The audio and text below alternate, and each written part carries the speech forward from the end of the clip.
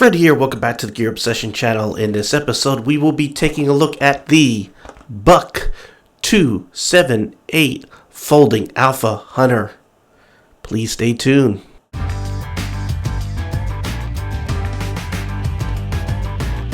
I bought this for several reasons. Number one, I see deer running around in my neighborhood, and usually when they come into my neighborhood, that means deer season is coming, so they know it's safe. Also, this was on sale at my local Dick's Sporting Goods for $10 off, plus I had some extra coupons, so it really was the ideal time to buy this. Also, I saw this American flag there, made in the USA, which I always like because I live here in the United States, and a lot of knives these days are made elsewhere. Not that that's bad. So, the big thing about this is that because of deer season, if you have a loved one or spouse or son or daughter that like to hunt, this particular knife is made for hunters, and it's also a special edition Boones and Crockett club model. But really what it comes down to is you're getting a very handsome edition of this Hunter, Alpha Hunter, which is a really good buck knife, so it would make an awesome gift. So I'm going to go ahead and open this up, and we will be right back. This particular package comes with the knife and the sheath. We'll go ahead and get the sheath out of the way first. You can see it's sort of a distressed leather, really thick, really well made. It's like distressed. I really like the look of it. I like the idea it has a button. And, made in Mexico. The knife is made in the USA, but the sheath is made in Mexico, so not too bad. You can put this on a belt, on your belt, just like that. And I think really that's it as far as mounting options go. But I really like it. You can see the emblem right there. Very, very nice. Even the button has a little touch to it. I'm going to go ahead and set that aside, and then we'll start taking a look at the knife.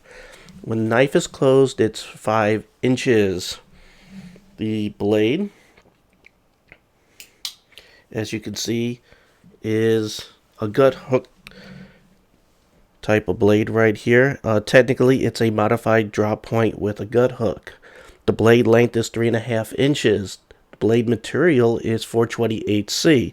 Now, this is kind of substandard for a knife of this price. However, the exception to the rule is Buck. Buck does some crazy good heat treatment. They get this thing up to an RC of 58. So, they get a pass on that. You can see there's also a little sharpening choil right here, which is something that I like a lot. Now, the locking mechanism for this is a liner lock, as you can see there, and the lock is about midway, not too early, not too late.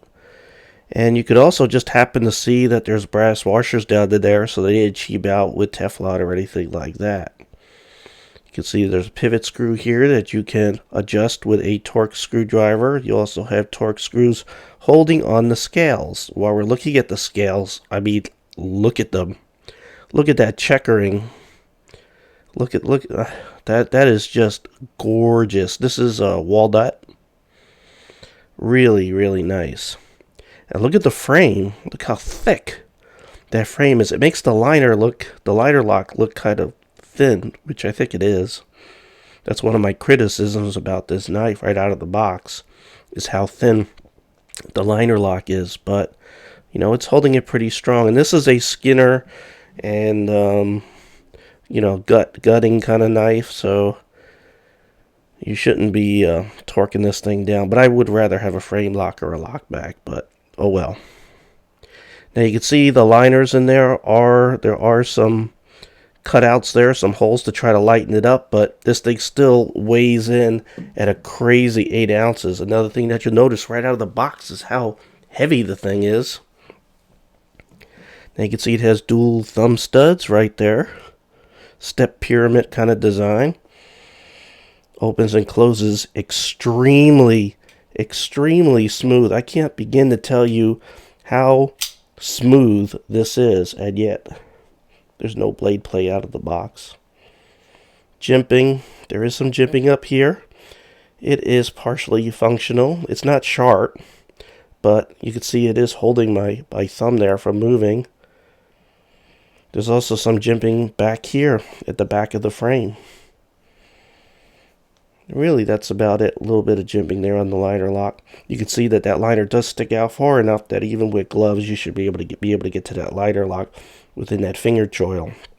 And this thing is just, man, it's just comfortable no matter how you hold it. Reverse grip, forward grip. That finger choil locks your finger in there with the jimping. I mean, just really good ergonomics. I'm really liking this knife out of the box.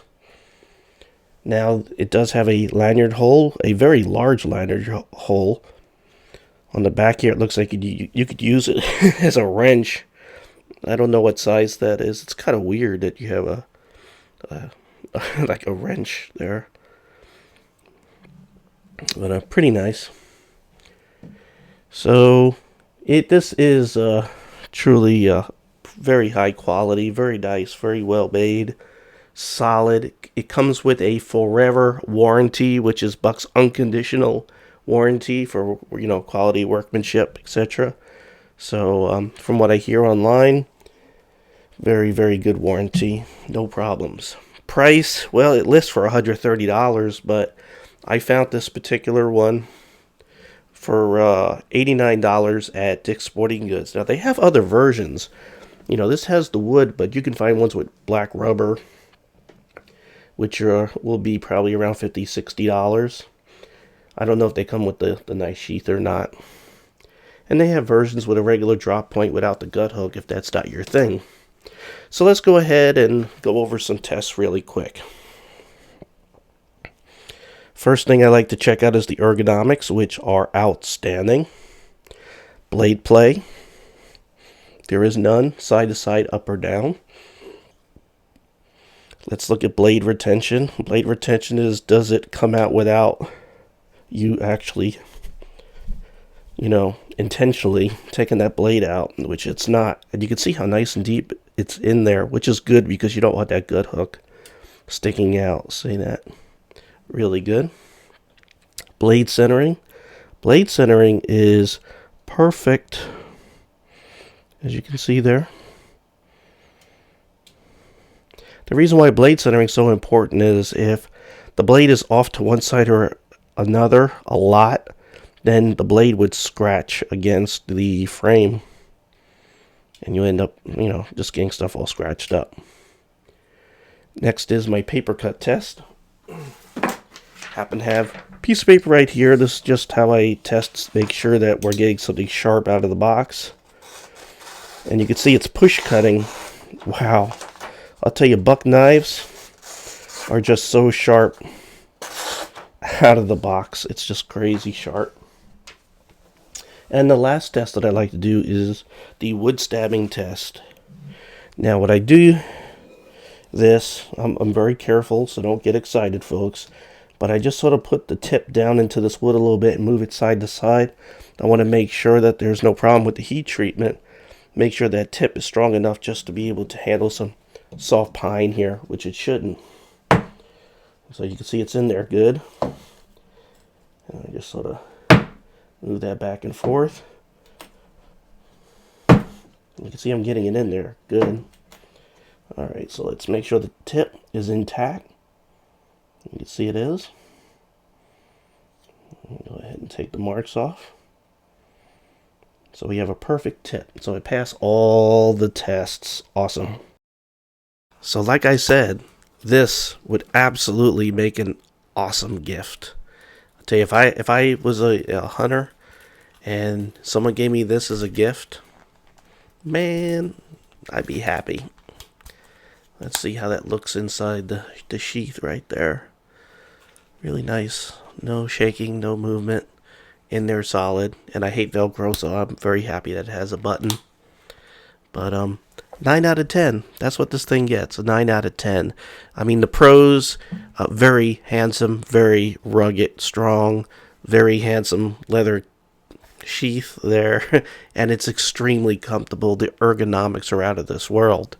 The cons is it's a little pricey, $89, but if you can find it on sale and maybe you got some coupons and frequent flyer miles from whatever big box store you go to, you could maybe get a couple of bucks knocked off.